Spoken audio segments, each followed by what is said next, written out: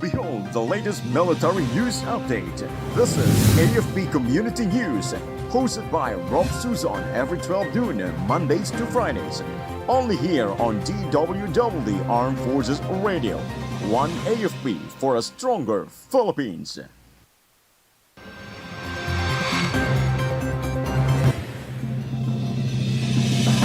AFP mobilizes air and sea assets to support Filipino mariners after Chinese harassment incident. Army units engage CTGs in 6 encounters, neutralizing 1 and seizing firearms. Big-time fuel price rollback effective today.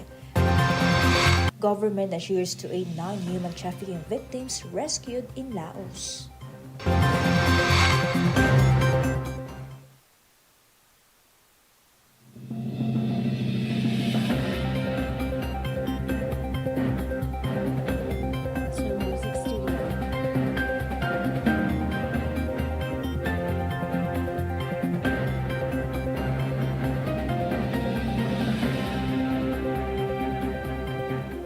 Good day everyone, as well to our troops at Camp Emilio Ginaldo, Quezon City.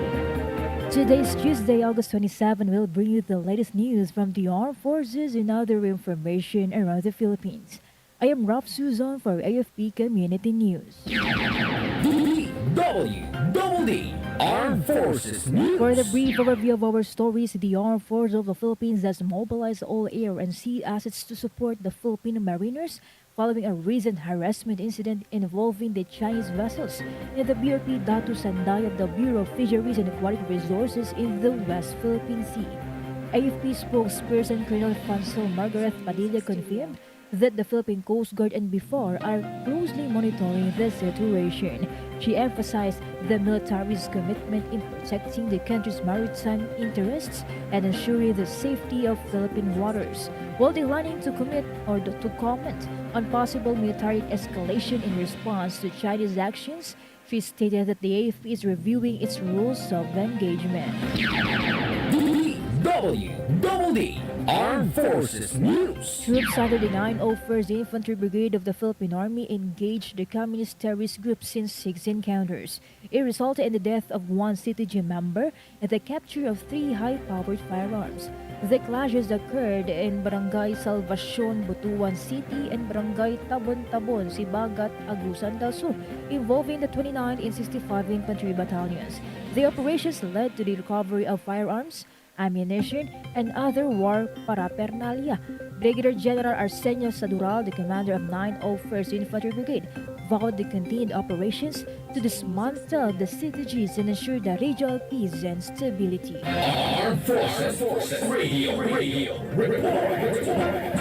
From First CRG, let us hear some information from Joanne. About 500 riders arrived for West Philippine Sea bring care packages to Philippine Navy sailors.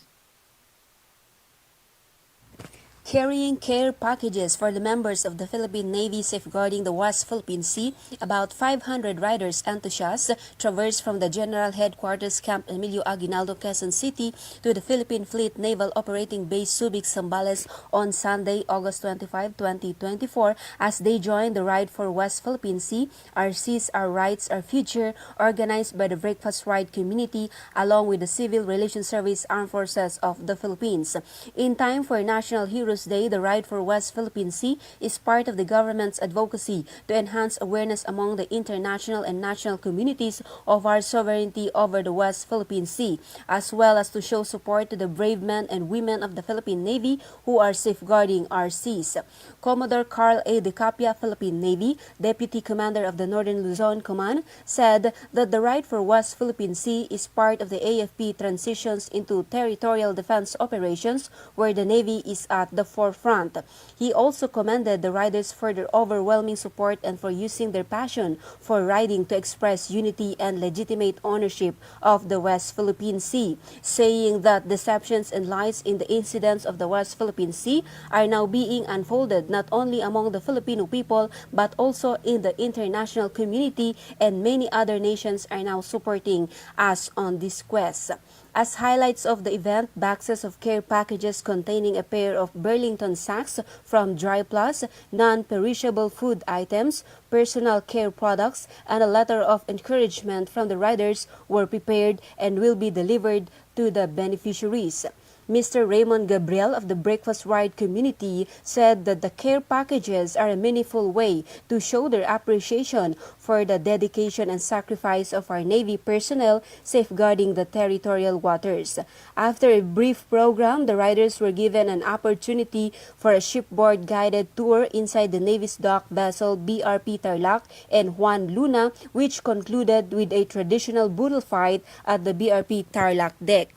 The ride for West Philippine Sea was joined by different passionate riders groups under Breakfast Ride community and also joined by Lieutenant General Charlton Shan Gaerlan, Philippine Navy, Deputy Chief of Staff, Armed Forces of the Philippines, Major General Ramon P. Sagala, Philippine Army, Commander of the Civil Relations Service, Armed Forces of the Philippines, Commodore Carl A. De Capia, Philippine Navy, the Deputy Commander of Northern Luzon Command, Commodore Wario C. Marayag, Philippine Navy, the Deputy Commander of the Philippine Fleet, Senator J.V. Ejercito, retired PNP Chief Police General Jonard Carlos, Luzon Motorcycle Federation Incorporation President June Diagono, Brigadier General June Omar, Chief of the AFP Office for Legislative Affairs, and BFP Chief Louis Puracan.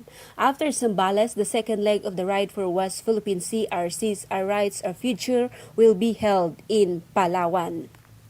This is Joanne Sagaok reporting for AFP Community News, 1 AFP for Stronger Philippines. Thank you so much, Joan Sagako. DWDD Armed Forces News. The 10th Infantry Division, in collaboration with local government units, successfully facilitated the surrender of 3,044 new People's Army members within their jurisdiction in Regions 11 and 12 since 2016. Major General Alan Hambala, the commander of the 10th ID, credited the efforts of local government officials and peace advocacy groups for encouraging the NPA members to return to the fold of the law.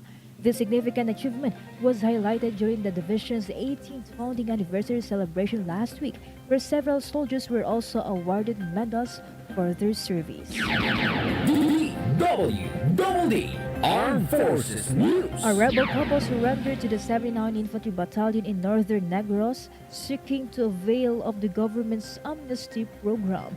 First Lieutenant Dan Carlos Somoza, the 79 IB Civil Military Operations Chief, revealed that the surrender, coordinated with the Escalante city government, involved a squad leader and a finance and logistics officer from the dismantled Northern Negros front. Their identities have been withheld for security reasons. Somoza noted that out of love for their family, the couple chose to surrender. They are among the 53 former rebels who have sought amnesty through the 7th Infantry Battalion. Armed Forces Radio Report. Let us hear more updates from Spencer about AFP joins PBBM and honoring national heroes at libingan ng mga bayani. Yes, Rofh, the Armed Forces of the Philippines joined President Ferdinand Marcos Jr. in commemorating National Heroes Day at Libingan ng mga Bayani yesterday. Following the flag-raising ceremony, AFP Chief of Staff General Romeo Bronner Jr. accompanied the President in a wreath-laying ceremony to honor and thank those who sacrificed their lives for the nation. In his message, Rofh, President Marcos emphasized the legacy of Filipino heroes and the importance of embodying their courage and patriotism to unite the country. AFP Public Affairs Office Chief Colonel Cerces Trinidad stated that the day is dedicated to remember those who shaped the Philippines into the free nation of it today. And that's the AFP's participation emphasizes their commitment in heroism and national pride. This is Spencer, reporting for AFP Community News, 1 AFP for a stronger Philippines. Thank you, Spencer Ross. DWDD Armed Forces A News. Philippine Air Force firejet conducted a patrol over the northern part of the West Philippine Sea, confirmed the Armed Forces of the Philippines Chief of Staff General Romeo Bronner Jr. He who was aboard the FA-50 during the patrol stated that the jet successfully tested its flare capabilities. He emphasized that while the Philippine Air Force has such capacities, the Philippines adheres to an international law in actions similar to China's. General Browner reaffirmed the Philippines' commitment in continuing patrolling the West Philippine Sea, asserting the country's legitimate rights based on international law. DWDD National For our News. national news, good news to our motorists. All companies rolled back pump prices today, August 27. Gasoline prices were slashed by 1 peso and 50 centavos per liter, the diesel by 1 peso and 90 centavos, and kerosene by 1 peso and 85 centavos. The Department of Energy's Oil Industry Management Bureau attributed the price drop to renewed prospects for the Gaza ceasefire talks. Armed Forces Radio Report. On the other line, let us hear from Beth Tanyete about Philippine Army Chief receives Asia's Modern Hero Award for exemplary service. Lieutenant General Roy M. Galido, the 66th Commanding General of the Philippine Army, was honored with the ASEA's Modern Heroes Award for the outstanding service and leadership during the ceremony of Okada, Manila, and Parañaque City on August 23, 2024. The Modern Heroes Award recognized contemporary visionaries and stabilizers who embodies the spirit of the modern hero in various fields, including public service in education, disasters relief, and more. This recognition reflects not only Lieutenant General Galido's personal achievement but also the dedication of the entire Philippine Army to the principle of service, integrity, and excellence and safeguarding the nation. This is Betaniete reporting for the AFP Community News, one AFP for a stronger Philippines. Thank you, Beth Tanyete. DWDD National News. Migrant workers assured the Department of Migrant Workers assured the full government support to 9 Filipino victims of the human trafficking scheme in Laos. They arrived in Manila last Sunday, August 25. DMW Secretary Hans Layukakdak said that the 9 Filipinos were the first among 73 Pinoy victims of human trafficking rescued from scam syndicates located at the Golden Triangle Special Economic Zone. The government will provide financial assistance, psychosocial support, legal assistance, among other services to trafficking survivors. DWDD National News. The Quezon City government would create a task force to strengthen the response efforts and minimize the spread of mpox in the city. This comes after the detection of 2 more cases of mpox. Tuesday, Mayor Joy Balmento will issue an executive order creating the task force. The city government earlier shut down a club for refusing to cooperate in mpox contact tracing. Armed Forces Radio Report. For other updates, let us hear the details about the Western Command participates in the Serbisyo y Progreso Sambayanan Caravan in Coron, Palawan. Go ahead, Junes. This collaborative effort between the Western Command and the provincial government of Palawan aims to provide community outreach initiative essential services to the residents of Palawan's remote municipalities. Held today, August 27, 2024. The SPS Caravan, which took place in the heart of Coron, is designed to bring government services closer to communities that often lack access to basic necessities. As part of the event, a comprehensive medical and dental mission was launched, offering much-needed healthcare services to the local population. Beyond medical and dental assistance, the SPS program delivered a wide range of services provided by various local government units. This included free legal advice, distribution of seedlings for agricultural development, veterinary services for livestock care, and registration for the national ID system. The initiative also featured other forms of support tailored to meet the specific needs of the residents in this remote area. The success of the event underscores the commitment of the AFP's Western Command and the Palawan provincial government to improving the quality of life for the people in Palawan, particularly in its far-flung areas. Through programs like SPS, the government continues to strengthen its connection with the communities it serves, ensuring that progress reaches every corner of the province. This is Private Palayo reporting for AFP Community News. One AFP for stronger Philippines. Thank you so much, Private Playo. DWDD National Union News. of Local Authorities of the Philippines President Dakila Kua called on the local chief executives nationwide to be proactive in responding to the threat of mpox. Kua said they have already established public health and safety protocols during the pandemic, and now would be a good time to revisit those protocols and guidelines. He emphasized the need to adhere to the President's directive to be observant and work closely with the communities to ensure that they remain safe and free from illness. Earlier, the World Health Organization declared the mpox surge a public health emergency of international concern. DWDD National News. Several Kadiwa ng Pangulo outlets will be opened in the Visayas and Mindanao next month. Agriculture Secretary Francisco Chu Laurel Jr. said the government is targeting to open at least 60 Kadiwa stores across the country next month. These aims to sell rice at 29 peso per kilo and other basic commodities at an affordable price. Aside from helping consumers, the program also provides farmers, cooperatives, and associations with a venue to market their produce. Armed Forces Radio Report. Let us hear from Gina about Army troops neutralized rebel leader in Antique. Rofh 61st Infantry Hunter Battalion neutralized a rebel leader in an armed clash with New People's Army members in Valderrama, Antique.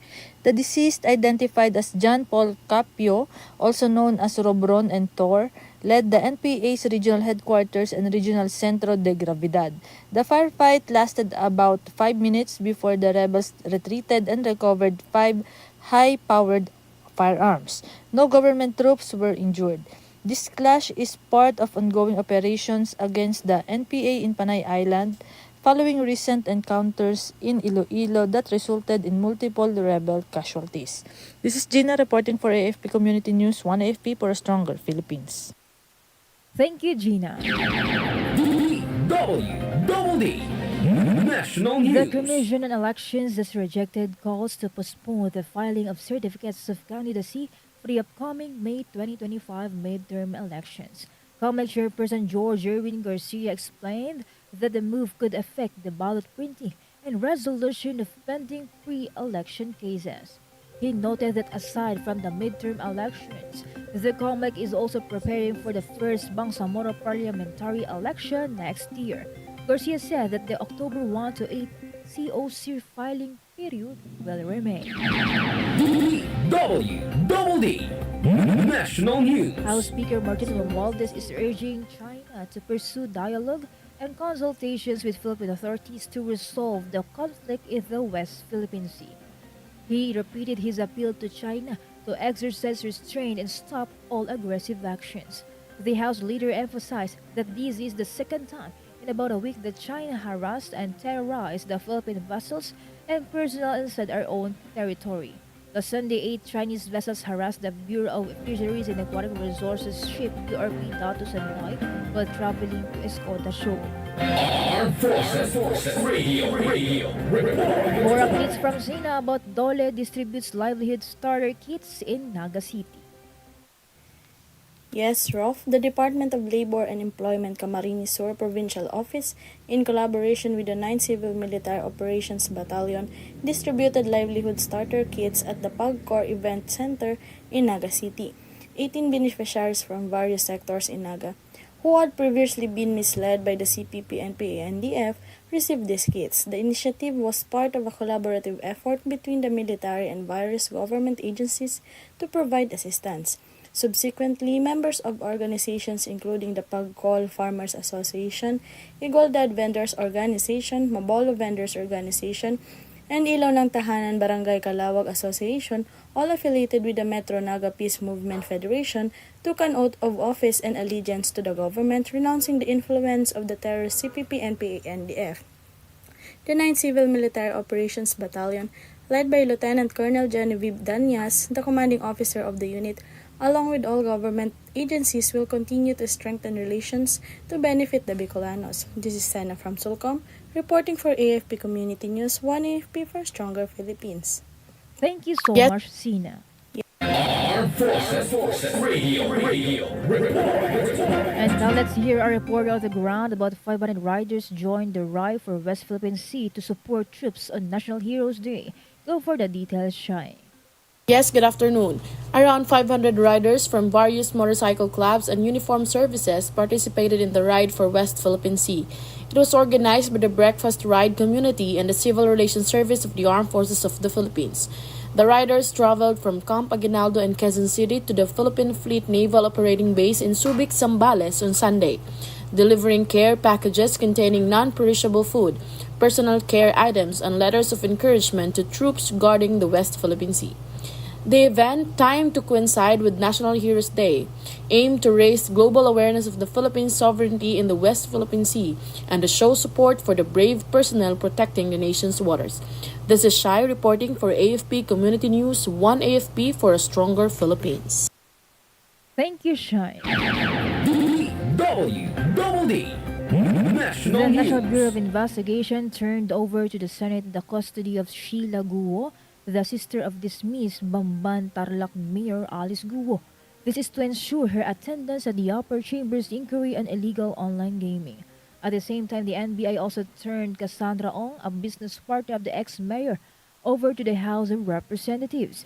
The House is also looking into the operations of Philippine offshore gaming operators and cited Ong for contempt. DWDD National News. Executive Secretary Lucas Bersamin denied that the hunt of Kingdom of Jesus Christ founder Apollo Quiboloy is politically motivated. This comes after allegations that attempts to arrest Quiboloy were overkill because the religious leader is on the other side of the political fence. Bersamin maintained that Quiboloy must be brought to justice. He explained that the pastor is answerable to the law and the law must take its course. Armed Forces Radio Report. Report from Ella Mercado about Mandaluyong LGU supports DOH Public Advisory Against Mpox disease. Thank you very much. The City of Mandaluyong, through their City Health Department, Epidemiology and Surveillance Unit, urged their constituents to double the precautions they take to resist existence of Mpox illness or monkeypox virus that, according to Department of Health, is highly contagious. To the information disclosed by the local government unit, Mpox virus can be transmitted through direct contact with skin or mucosal lesions just like talking, kissing, sexual intercourse, and through respiratory secretions and through indirect contact with contaminated bedding, clothing, linen, and other objects. City local officials advise the residents that anyone who experiencing symptoms of the aforementioned disease is open to contact or to inform the respective barangay for immediate help that can be given to them. The local government unit initiatives in support to DOH Public Advisory that the people be alert on information about Mpox virus to avoid being hit of this kind of disease. This is Ella Mercado reporting for AFP Community News, 1 AFP for a Stronger Philippines. Thank you, Ella Mercado. Armed Forces Radio Report. We're also having a report coming in about Philippine Army collects 6,215 blood bags in National Heroes Day Drive. Go on for the details, Jay. Yes, Rofh. The Philippine Army collected 6,215 blood bags during nationwide blood donation drive held yesterday in 171 centers as part of National Heroes Day celebration. Led by Army Chief Lieutenant General Roy Galido, the event was part of the Dugo Ko, Dugo Namin alay ng Hukbong Katiyan sa Sambayan ng Pilipino initiative. In collaboration with various hospital and organization, Philippine Army spokesperson Colonel Louis Dimaala highlighted that each blood bag could help save their lives.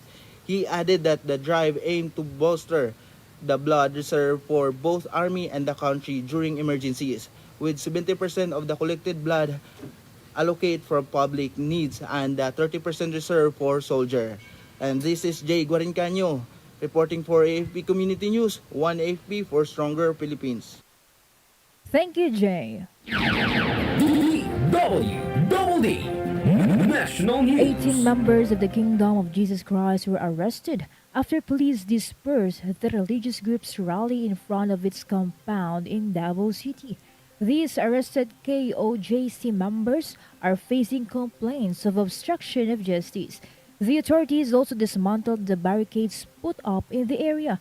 To recall, the KOJC members started the rally last Saturday morning when 2,000 police went to the compound to serve a warrant of arrest against their leader, Pastor Apollo Kibuloy. DWDD Armed Forces News. And that's all for today's broadcast. Thank you so much for joining us, especially to our audience on our Facebook page, AFP Radio DWDD. Don't forget to tune in tomorrow for more updates, same time and same station. Again, this is Rofh Suzon for AFP Community News. 1 AFP for a stronger Philippines.